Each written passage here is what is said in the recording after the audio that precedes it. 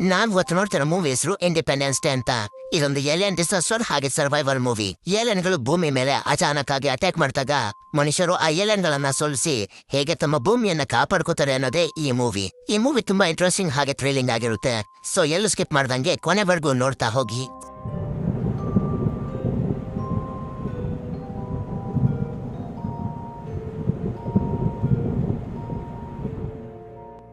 ಮೂವಿಯ ಮೊದಲ ಸೀನ್ನಲ್ಲಿ ಚಂದ್ರಗ್ರಹವನ್ನ ತೋರಿಸ್ತಾರೆ. ಚಂದ್ರಗ್ರಹದ ಮೇಲೆ ಮೊದಲು ಕಾಲಿಟ್ಟ ವ್ಯಕ್ತಿ ಅಲ್ಲಿ ನೆಟ್ಟಿರೋ ಒಂದು ಕಲ್ಲನ್ನು ಕೂಡ ತೋರಿಸ್ತಾರೆ. ಅದ್ರ ಮೇಲೆ ಬರ್ದಿರುತ್ತೆ, ನಾವು ಭೂಮಿಯಿಂದ ಮನುಷ್ಯರು.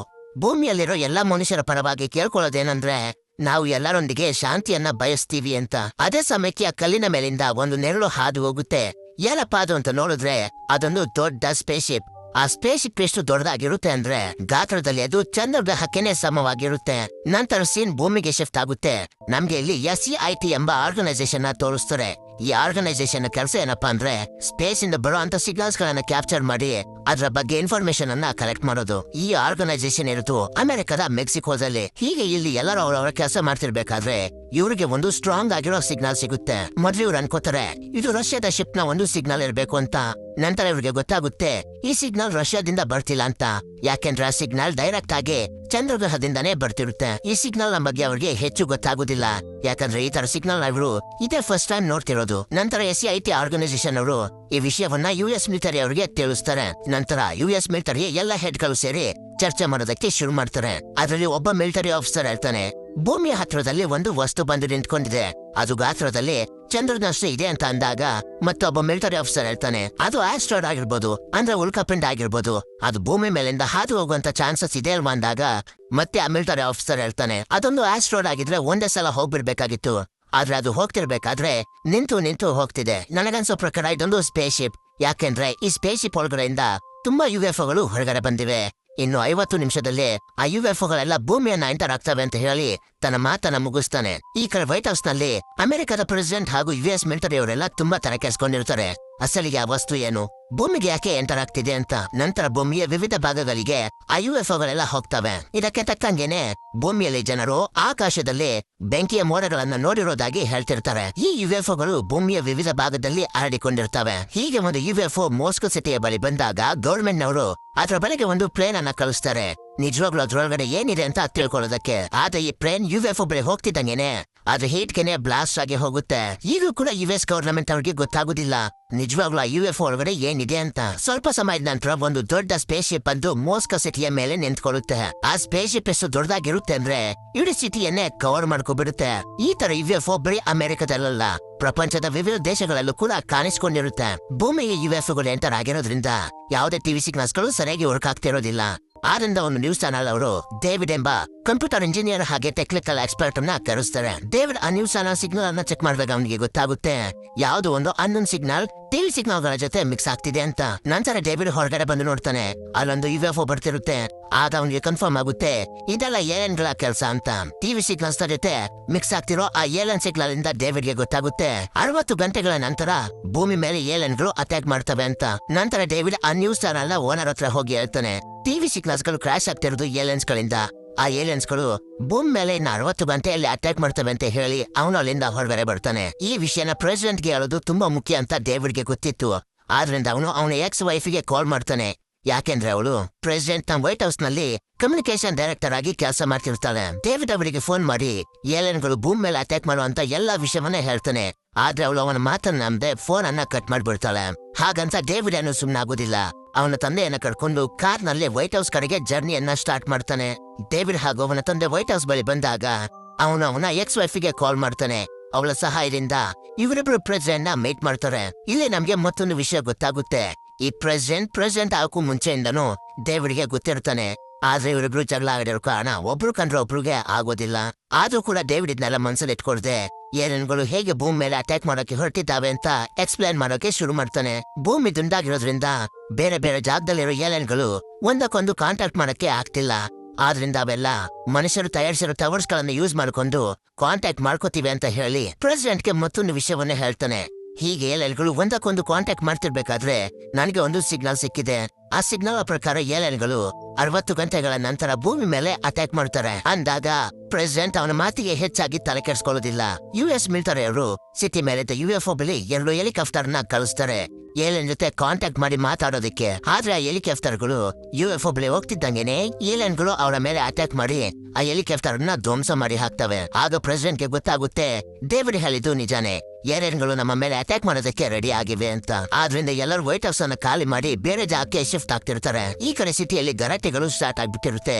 ಎಲ್ಲರೂ ಆ ಸಿಟಿಯನ್ನ ಬಿಟ್ಟು ಬೇರೆ ಕಡೆ ಹೋಗ್ಬೇಕು ಅಂತ ಪ್ರಯತ್ನ ಪಡ್ತಿರ್ತಾರೆ. ಈ ಕಡೆ ಡೇವಿಡ್ ಹೇಳಿದ 60 ಗಂಟೆಗಳು ಕೂಡ ಮುಗ್ದೋಗುತ್ತೆ. ಆಗ ಸಿಟಿಯ ಮೇಲಿದ್ದ UFO ನ ಡೋರ್ ಓಪನ್ ಆಗಿ ಏಲಿಯನ್ಗಳು ದೊಡ್ಡ ದೊಡ್ಡ ಬ್ಲಾಸ್ಟ್ ಗಳನ್ನ ಮಾಡೋಕೆ ಶುರು ಮಾಡಿ ಇಡೀ ಸಿಟಿಯನ್ನ ನಾಶ ಮಾಡಿ ಹಾಕ್ತಾರೆ.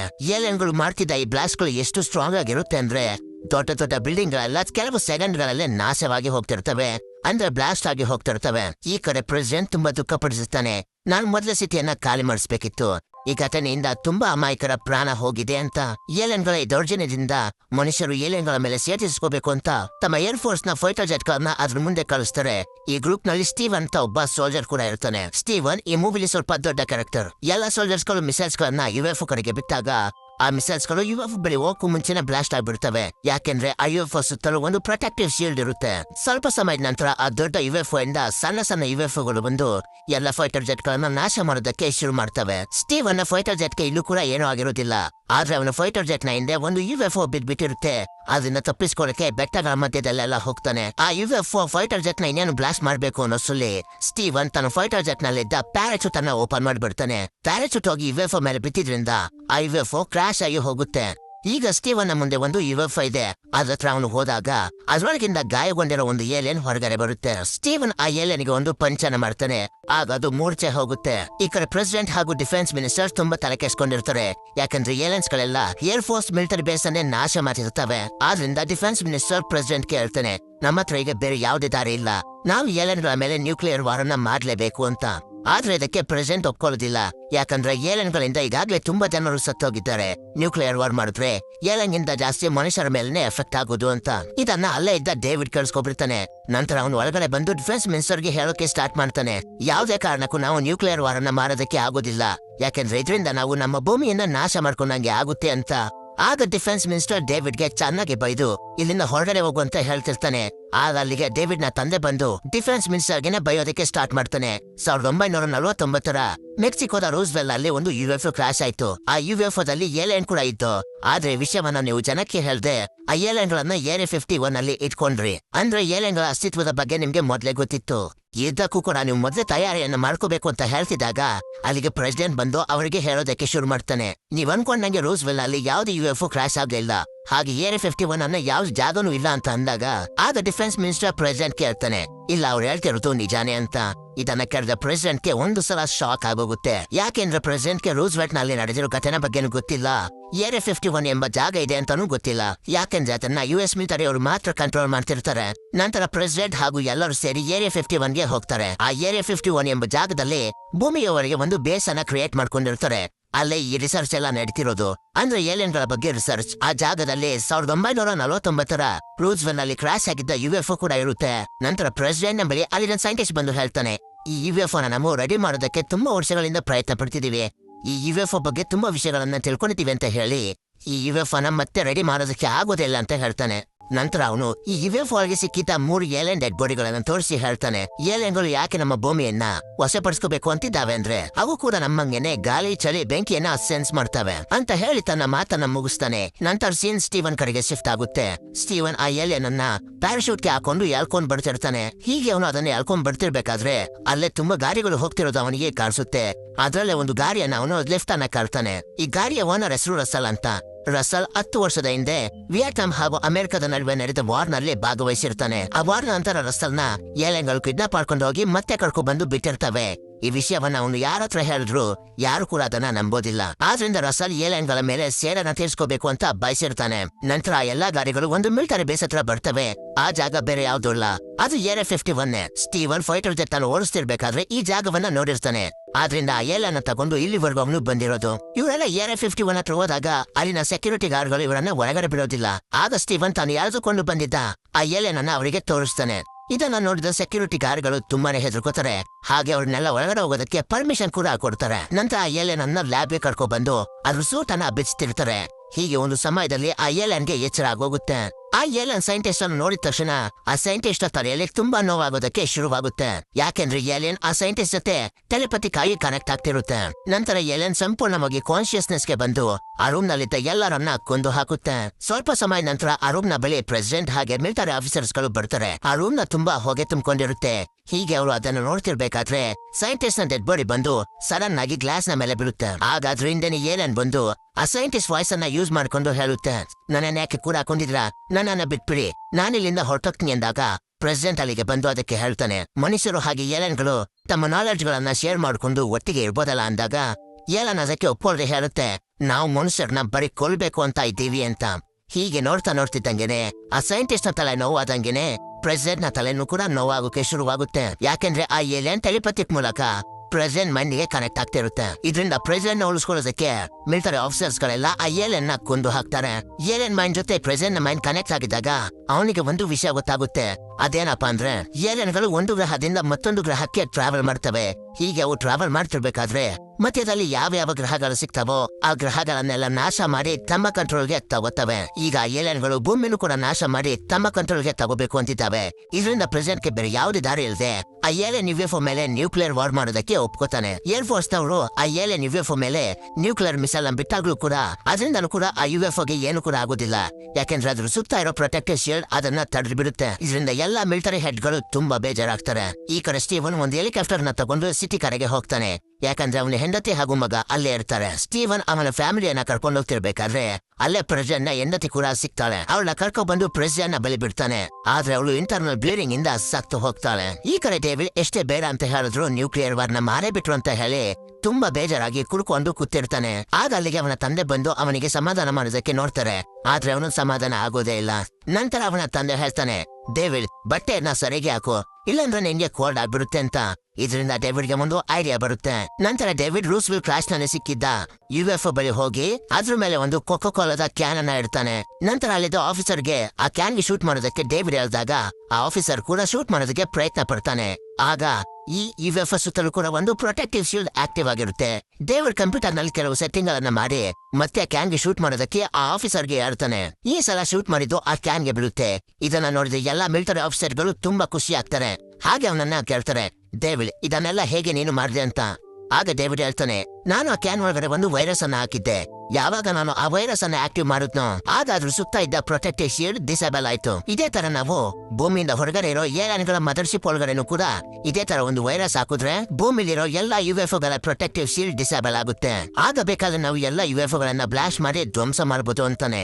ಆಗ ಅಲ್ಲಿದ್ದವ್ರು ಹೇಳ್ತಾರೆ, ಪ್ಲಾನ್ ಏನೋ ಚೆನ್ನಾಗಿದೆ, ಆದ್ರೆ ಭೂಮಿಯಿಂದ ಹೊರಗಡೆ ಇರೋ ಮದರ್ಶಿಪ್ ಒಳಗಡೆ ನಾವು ಹೋಗಿ ವೈರಸ್ ಅನ್ನ ಹೇಗೆ ಹಾಕೋದು ಅಂತ. ಆಗ ಡೇವಿಡ್ ಹೇಳ್ತಾನೆ, ನಮ್ಮ ಹತ್ರ ಇರೋ ಈ ಯುಎಫ್ಒ ಇಂದನೇ ಮದರ್ಶಿಪ್ ಒಳಗಡೆ ಹೋಗ್ಬೋದು ಅಂತ. ಈಗ ಮತ್ತೊಂದು ಪ್ರಶ್ನೆ ಉಟ್ಕೊಳ್ಳುತ್ತೆ, ಈ ಯುಎಫ್ಒ ನ ಓಡಿಸೋದು ಯಾರು ಅಂತ. ಆಗ ಸ್ಟೀವನ್ ಮುಂದೆ ಬಂದು ಹೇಳ್ತಾನೆ, ನಾವು ನ್ಯೂಕ್ಲಿಯರ್ ವಾರನ್ನ ಮಾಡ್ತಿರ್ಬೇಕಾದ್ರೆ ಈ ಯುಎಫ್ಒ ಗಳನ್ನ ತುಂಬಾ ಹತ್ರದಿಂದ ನೋಡಿದೀನಿ. ಆದ್ರಿಂದ ಇದನ್ನ ನನಗೆ ಓಡಿಸೋದಕ್ಕೆ ಸಾಧ್ಯ ಆಗುತ್ತೆ ಅಂದಾಗ ಎಲ್ಲರಿಗೂ ಖುಷಿ ಆಗುತ್ತೆ. ಈಗ ಎಲ್ಲರೂ ಕೂಡ ಏಲಿಯನ್ಗಳ ಮೇಲೆ ದಾಳಿ ಮಾಡೋದಕ್ಕೆ ರೆಡಿ ಆಗ್ತಾರೆ. ಹಾಗೆ ಪ್ರಪಂಚದ ಎಲ್ಲಾ ದೇಶಗಳಿಗೂ ಮೆಸೇಜ್ ಅನ್ನ ಕಳಿಸ್ತಾರೆ. ಅದ್ರಲ್ಲಿ ಏನಿರುತ್ತೆ ಅಂದ್ರೆ 5 ಗಂಟೆಗಳ ನಂತರ ಯುಎಫ್ಒ ಸುತ್ತಲಿರೋ ಪ್ರೊಟೆಕ್ಟಿವ್ ಶೀಲ್ಡ್ ಗಳು ಡಿಸೇಬಲ್ ಆಗುತ್ತೆ. ಆ ಸಮಯದಲ್ಲಿ ನಿಮ್ಮ ದೇಶದಲ್ಲಿರೋ ಯುಎಫ್ಒ ಗಳನ್ನ ಬ್ಲಾಸ್ಟ್ ಮಾಡಿ ಅಂತ ಹೇಳಿರ್ತಾರೆ. ಈ ಕಡೆ ಡೇವಿಡ್ ಹಾಗೂ ಸ್ಟೀವನ್ ಹೋಗ್ತಿರೋ ಯುಎಫ್ಒ ಒಳಗಡೆ ಒಂದು ನ್ಯೂಕ್ಲಿಯರ್ ಮಿಸೈಲ್ ನ ಕೂಡ ಫಿಟ್ ಮಾಡ್ತಾರೆ, ಭೂಮಿಯಿಂದ ಹೊರಗಡೆ ಇರೋ ಆ ಮದರ್ಶಿಪ್ ಅನ್ನ ಬ್ಲಾಸ್ಟ್ ಮಾಡೋದಕ್ಕೆ. ನಂತರ ಅಲ್ಲೇ ಇದ್ದ ಒಬ್ಬ ಮಿಲಿಟರಿ ಹೆಡ್ ಇವರಿಗೆ ಹೇಳ್ತಾನೆ, ಈ ಮಿಸೈಲ್ ಲಾಂಚ್ ಮಾಡಿದ ತಕ್ಷಣ ಬ್ಲಾಸ್ಟ್ ಆಗೋದಿಲ್ಲ, ಲಾಂಚ್ ಮಾಡಿ 30 ಸೆಕೆಂಡ್ಗಳ ನಂತರ ಬ್ಲಾಸ್ಟ್ ಆಗುತ್ತೆ ಅಂತ. ಯಾಕೆ ಅವರು ಈ ತರ ಸೆಟ್ ಮಾಡಿರ್ತಾರೆ ಅಂದ್ರೆ ಆ ಮಿಸೈಲ್ ಅನ್ನ ಲಾಂಚ್ ಮಾಡಿ ಡೇವಿಡ್ ಹಾಗೂ ಸ್ಟೀವನ್ ಅಲ್ಲಿಂದ ಹೊರಗಡೆ ಬರ್ಲಿ ಅಂತ. ನಂತರ ಮಿಲಿಟರಿ ಸೋಲ್ಜರ್ಸ್ ಗಳು ಜನರ ಮಧ್ಯೆ ಹೋಗಿ ಕೇಳ್ತಾರೆ, ಏಲಿಯನ್ಗಳ ಮೇಲೆ ವಾರ್ ಮಾಡೋದಕ್ಕೆ ಸೋಲ್ಜರ್ಸ್ ಗಳು ಕಮ್ಮಿ ಇದ್ದಾರೆ, ಆದ್ರಿಂದ ನಿಮ್ಮಲ್ಲಿ ಯಾರಿಗೆ ಪ್ಲೇನ್ ಓಡಿಸೋಕೆ ಬರುತ್ತೆ ಅಂತ. ಆಗ ರಸಲ್ ಮುಂದೆ ಬರ್ತಾನೆ.